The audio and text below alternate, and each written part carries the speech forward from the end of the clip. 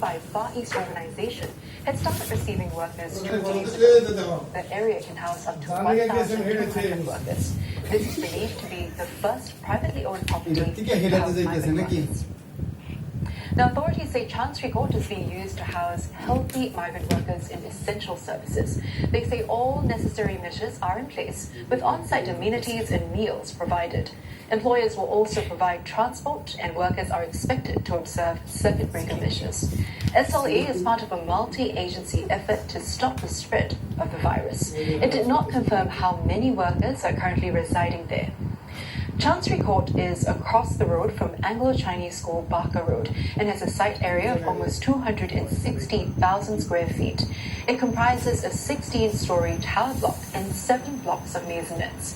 The privatized Housing and Urban Development Company, or HUDC estate, went en bloc for more than $400 million 2 years ago.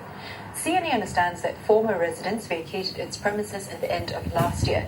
SLA says Far East Organization offered the site for the government's use to support efforts to contain the virus. Grassroots advisor to Tanjong Pagar GRC, Melvin Yong, says residents living around the temporary housing facility were informed about developments by a letter. CNA has requested for a copy. Neighborhood committee members have also collated feedback from residents and will continue to work with agencies on the site's management. Non-profit organizations here are seeing up to a 30% uptake in calls for assistance from foreign domestic workers during the circuit breaker period.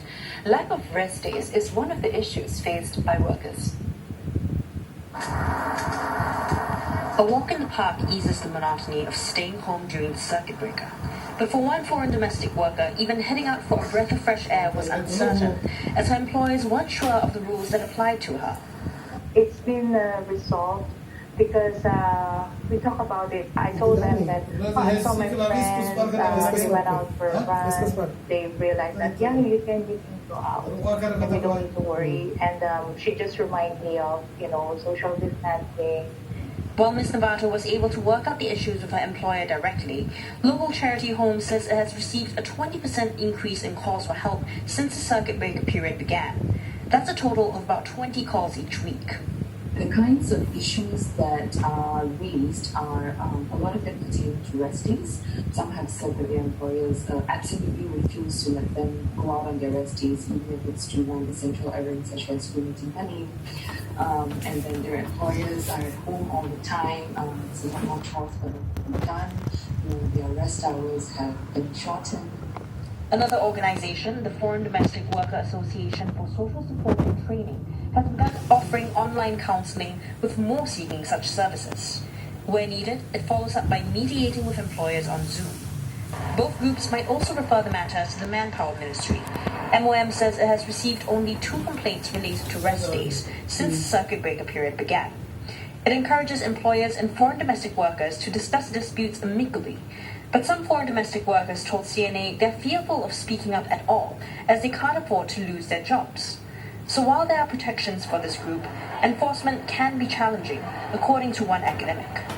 It is a private space, and so while there are some checks, it's very difficult to do that on a regular basis. It results in huge variation in the industry or in the sector. You have plenty of employers who are really great employers who treat their domestic workers really well, but then you also have other employers at the other end of the spectrum who don't. The NGOs are expecting requests for help on issues like compensation for working on rest days to go up after the circuit breaker ends, when domestic workers may find it easier to get in touch with them. More than 60 companies have either returned their job support scheme payments or have pledged to decline further payouts. The wage support scheme was first announced during budget, and it aims to help firms retain local staff by subsidizing up to 75% of their wages. Deputy Prime Minister Heng Swee Keat gave the update today. He said some companies have coped better with the COVID-19 crisis than others, and he was heartened to see a number of them returning their payments and declining future payouts. These include multinational corporations, financial institutions, and other local enterprises across different sectors. Mr. Heng said he hopes this will encourage other firms that are doing well to consider doing the same. He added companies may also consider donating the disbursement to charitable causes and urged them to show recognition and appreciation for workers who have stepped up during the circuit breaker period. Now, authorities plan to give out 20,000 pulse oximeters to migrant workers to strengthen the monitoring of their health. The device measures a person's oxygen levels, which can help detect early signs of deterioration in health. Now, Manpower Minister Josephine Teo says the government is leveraging on technology to help workers recover from COVID-19 and return to work. She was speaking at a new isolation facility in Tuas, which will open tomorrow.